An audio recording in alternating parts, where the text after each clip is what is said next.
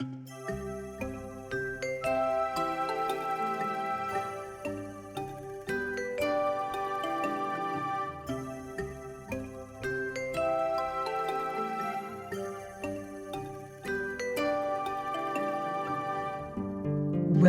to the marvelous land of Oz. I'm Mardell.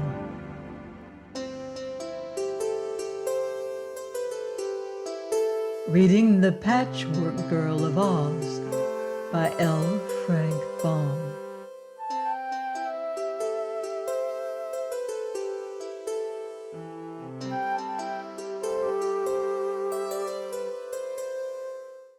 Chapter 13. Scraps and the Scarecrow. From here on, the country improved, and the desert places began to give way to fertile spots. Still no houses were yet to be seen near the road. There were some hills with valleys between them, and on reaching the top of one of these hills, the travelers found before them a high wall running to the right and left as far as their eyes could reach.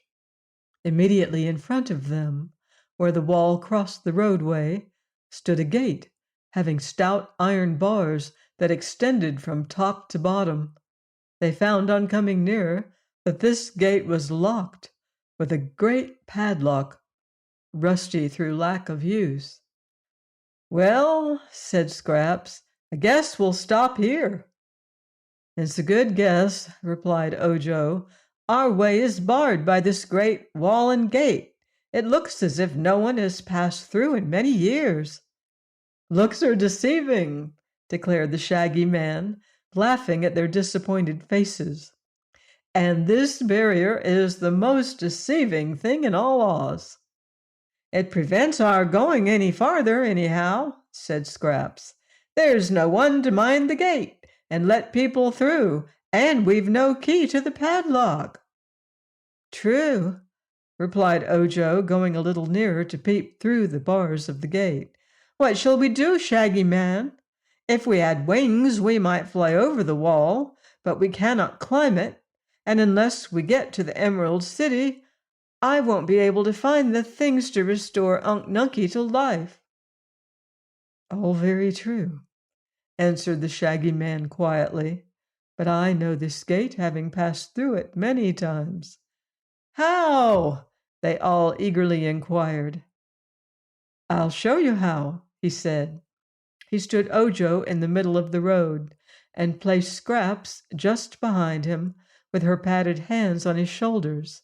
After the Patchwork Girl came the Woozy, who held a part of her skirt in his mouth.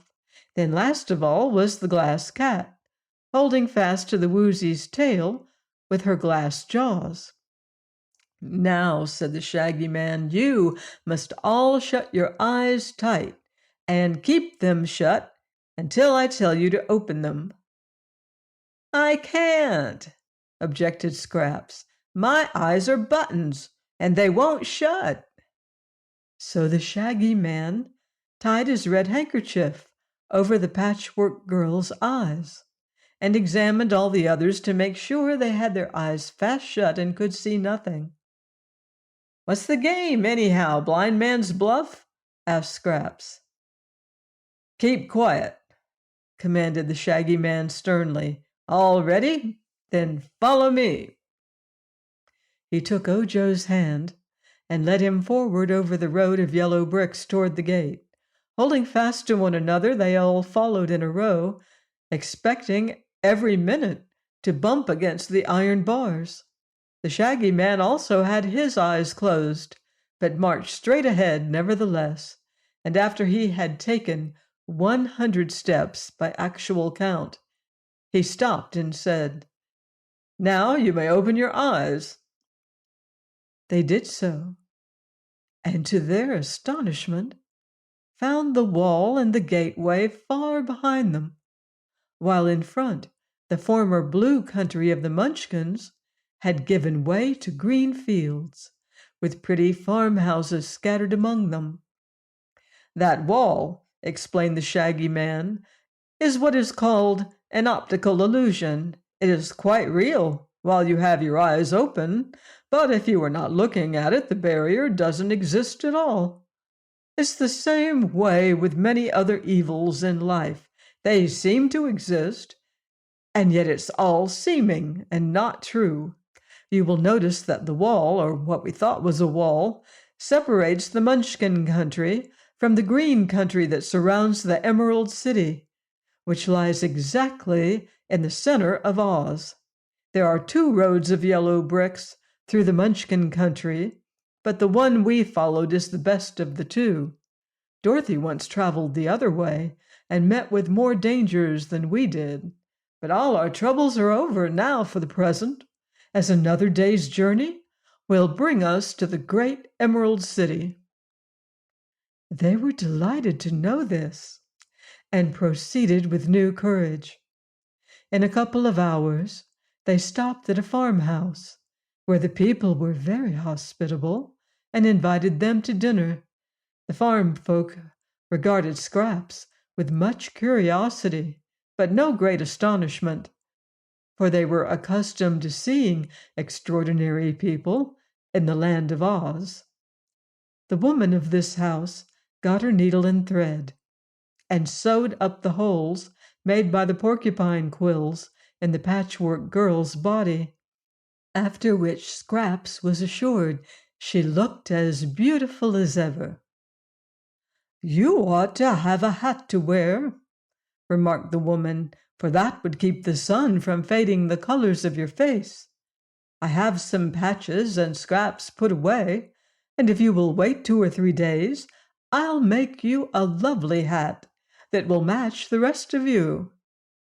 "Never mind the hat," said Scraps, shaking her yarn braids. "It's a kind offer, but we can't stop. I can't see that my colors have faded a particle as yet, can you?" "Not much," replied the woman. "You are still very gorgeous in spite of your long journey." The children of the house wanted to keep the glass cat to play with, so Bungle was offered a good home if she would remain. But the cat was too much interested in Ojo's adventures and refused to stop. "Children are rough playmates," she remarked to the Shaggy Man, "and although this home is more pleasant than that of the Crooked Magician, I fear I would soon be smashed to pieces by the boys and girls." After they had rested themselves, they renewed their journey, finding the road now smooth and pleasant to walk upon, and the country growing more beautiful the nearer they drew to the Emerald City. By and by Ojo began to walk on the green grass, looking carefully around him. "What are you trying to find?" asked Scraps. "A 6-leaf clover," said he. "Don't do that!" exclaimed the Shaggy Man earnestly. "It's against the law to pick a 6-leaf clover. You must wait until you get Ozma's consent." "She wouldn't know it," declared the boy. "Ozma knows many things," said the Shaggy Man. "In her room is a magic picture that shows any scene in the land of Oz where strangers or travelers happen to be. She may be watching the picture of us even now and noticing everything that we do." "Does she always watch the magic picture?" asked Ojo. "Not always, for she has many other things to do, but as I said, she may be watching us this very minute." "I don't care," said Ojo in an obstinate tone of voice. "Ozma's only a girl." The Shaggy Man looked at him in surprise. "You ought to care for Ozma," said he, "if you expect to save your uncle. For if you displease our powerful ruler, your journey will surely prove a failure. Whereas if you make a friend of Ozma, she will gladly assist you. As for her being a girl, that is another reason why you should obey her laws. If you are courteous and polite, everyone in Oz loves Ozma and hates her enemies. for she is as just as she is powerful." Ojo sulked a while, but finally returned to the road and kept away from the green clover. The boy was moody and bad-tempered for an hour or two afterward, because he could really see no harm in picking a six-leaf clover if he found one. And in spite of what the Shaggy Man had said, he considered Ozma's law to be unjust. They presently came to a beautiful grove of tall and stately trees, through which the road wound in sharp curves, first one way and then another. As they were walking through this grove, they heard someone in the distance singing, and the sounds grew nearer and nearer until they could distinguish the words, although the bend in the road still hid the singer. The song was something like this: "Here's to the hale old bale of straw that's cut from the waving grain, the sweetest sight man ever saw in forest, dell, or plain. It fills me with a crunkling joy, a straw stack to behold, for then I pad this lucky boy with strands of yellow gold." "Ah!" exclaimed the Shaggy Man. "Here comes my friend the Scarecrow." "What? A live scarecrow?" asked Ojo. "Yes, the one I told you of. He's a splendid fellow and very intelligent. You'll like him, I'm sure." Just then the famous Scarecrow of Oz came around the bend in the road, riding astride a wooden sawhorse, which was so small that its rider's legs nearly touched the ground. The Scarecrow wore the blue dress of the Munchkins, in which country he was made, and on his head was set a peaked hat with a flat brim trimmed with tinkling bells. A rope was tied around his waist to hold him in shape, for he was stuffed with straw in every part of him, except the top of his head, where at one time the Wizard of Oz had placed sawdust mixed with needles and pins to sharpen his wits. The head itself was merely a bag of cloth fastened to the body at the neck, and on the front of this bag was painted the face, ears, eyes, nose, and a mouth. The Scarecrow's face was very interesting, for it bore a comical and yet winning expression, although one eye was a bit larger than the other, and the ears were not mates. The Munchkin farmer who had made the Scarecrow had neglected to sew him together with close stitches, and therefore some of the straw with which he was stuffed was inclined to stick out between the seams. His hands consisted of padded white gloves, with the fingers long and rather limp, and on his feet he wore Munchkin boots of blue leather, with broad turns at the tops of them. The sawhorse was almost as curious as its rider. It had been rudely made in the beginning to saw logs upon, so that its body was a short length of a log, and its legs were stout branches fitted into 4 holes made in the body.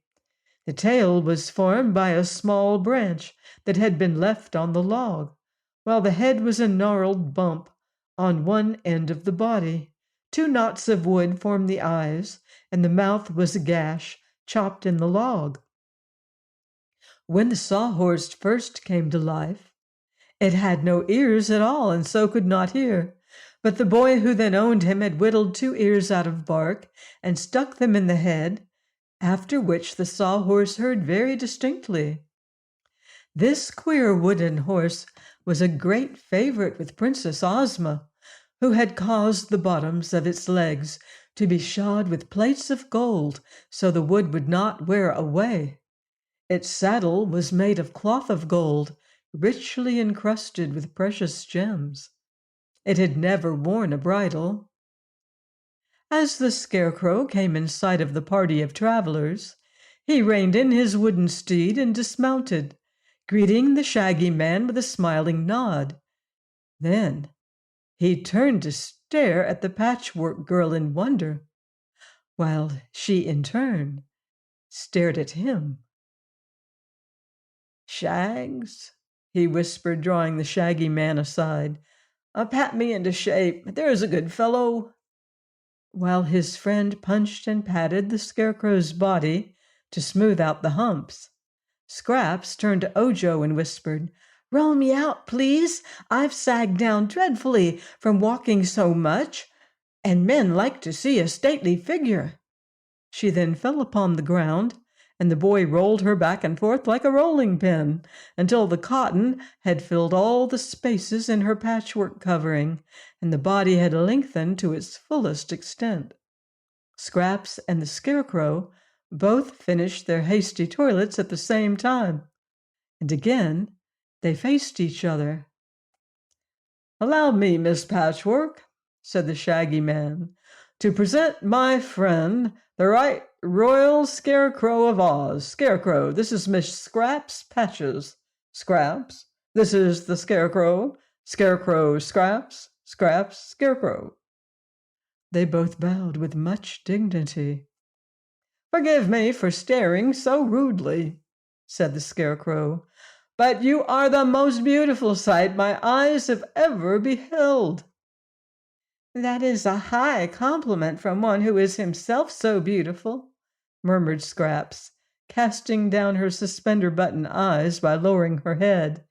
"But tell me, good sir, are you not a trifle lumpy?"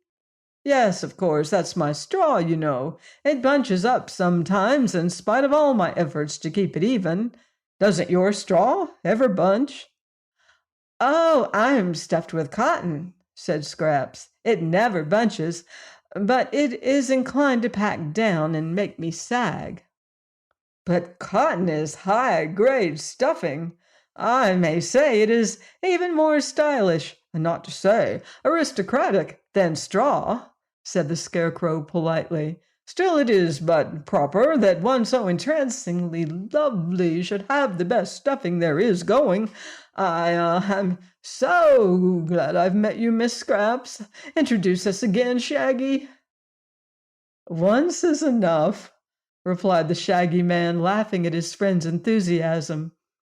"Then tell me where you found her, and dear me, what a queer cat. What are you made of, Gelatin?"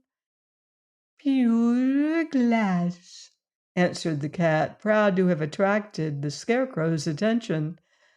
"I am much more beautiful than the Patchwork Girl.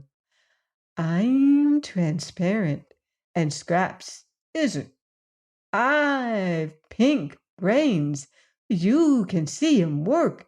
And I've a ruby heart, finely polished, while Scraps hasn't any heart at all." "No more have I," said the Scarecrow, shaking hands with Scraps, as if to congratulate her on the fact.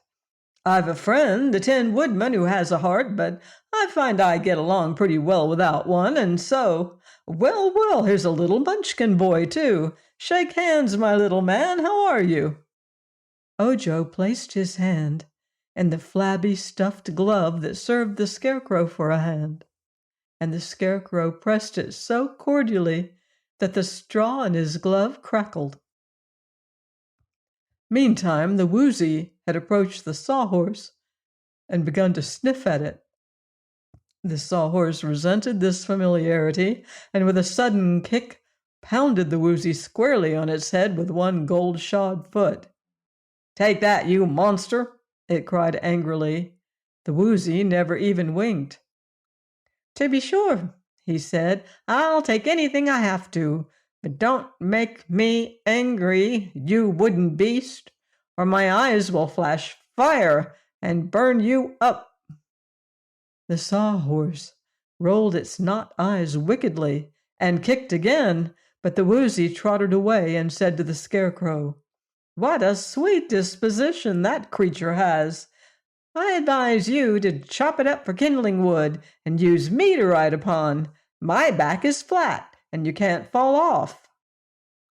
"I think the trouble is you haven't been properly introduced," said the Scarecrow, regarding the Woozy with much wonder, for he had never seen such a queer animal before. "The Sawhorse is the favorite steed of Princess Ozma, the ruler of the land of Oz, and he lives in a stable decorated with pearls and emeralds at the rear of the royal palace. He is swift as the wind, untiring, and is kind to his friends. All the people of Oz respect the Sawhorse highly, and when I visit Ozma, she sometimes allows me to ride him, as I'm doing today. Now you know what an important personage the Sawhorse is, and if someone, perhaps yourself, will tell me your name, your rank and station, and your history, it will give me pleasure to relate them to the Sawhorse. This will lead to mutual respect and friendship." The Woozy was somewhat abashed by this speech, and did not know how to reply. But Ojo said, "This square beast is called the Woozy, and he isn't of much importance except that he has 3 hairs growing on the tip of his tail." The Scarecrow looked and saw that this was true. "But," said he in a puzzled way, "oh, what makes those 3 hairs important? The Shaggy Man has thousands of hairs, but no one has ever accused him of being important." So Ojo related the sad story of Unc Nunkie's transformation into a marble statue, and told how he had set out to find the things the crooked magician wanted in order to make a charm that would restore his uncle to life. One of the requirements was 3 hairs from a Woozy's tail, but not being able to pull out the hairs, they had been obliged to take the Woozy with them. The Scarecrow looked grave as he listened, and he shook his head several times, as if in disapproval. "We must see Ozma about this matter," he said. "That crooked magician is breaking the law by practicing magic without a license, and I'm not sure Ozma will allow him to restore your uncle to life." "Already I've warned the boy of that," declared the Shaggy Man. At this, Ojo began to cry. "I want my Unc Nunkie," he exclaimed. "I know how he can be restored to life, and I'm going to do it. Ozma or no Ozma, what right has this girl ruler to keep my Unc Nunkie a statue forever?" "Don't worry about that just now," advised the Scarecrow. "Go on to the Emerald City, and when you reach it, have the Shaggy Man take you to see Dorothy. Tell her your story, and I'm sure she will help you. Dorothy is Ozma's best friend, and if you can win her to your side, your uncle is pretty safe to live again." Then he turned to the Woozy and said, "I'm afraid you're not important enough to be introduced to the Sawhorse after all." "I'm a better beast than he is," retorted the Woozy indignantly. "My eyes can flash fire, and his can't." "Is this true?" inquired the Scarecrow, turning to the Munchkin boy. "Yes," said Ojo, and told how the Woozy had set fire to the fence. "Have you any other accomplishments?" asked the Scarecrow. "I have a most terrible growl. That is, sometimes," said the Woozy, as Scraps laughed merrily and the Shaggy Man smiled. But the Patchwork Girl's laugh made the Scarecrow forget all about the Woozy. He said to her, "What an admirable young lady you are, and what jolly good company! We must be better acquainted, for never before have I met a girl with such exquisite coloring, or such natural artless manners." "No wonder they call you the wise Scarecrow," replied Scraps. "When you arrive at the Emerald City, I will see you again," continued the Scarecrow. "Just now I'm going to call upon an old friend, an ordinary young lady named Ginger, who has promised to repaint my left ear for me. You may have noticed that the paint on my left ear has peeled off and faded, which affects my hearing on that side. Ginger always fixes me up when I get weather-worn." "When do you expect to return to the Emerald City?" asked the Shaggy Man. "Well, I'll be there this evening, for I'm anxious to have a long talk with Miss Scraps." "How is it, Sawhorse? Are you equal to a swift run?" "Anything that suits you suits me," returned the wooden horse. So the Scarecrow mounted to the jeweled saddle and waved his hat when the Sawhorse darted away so swiftly that they were out of sight in an instant. Please join me next time for more magical adventure here on the marvelous land of Oz. Goodbye for now. See you in Oz.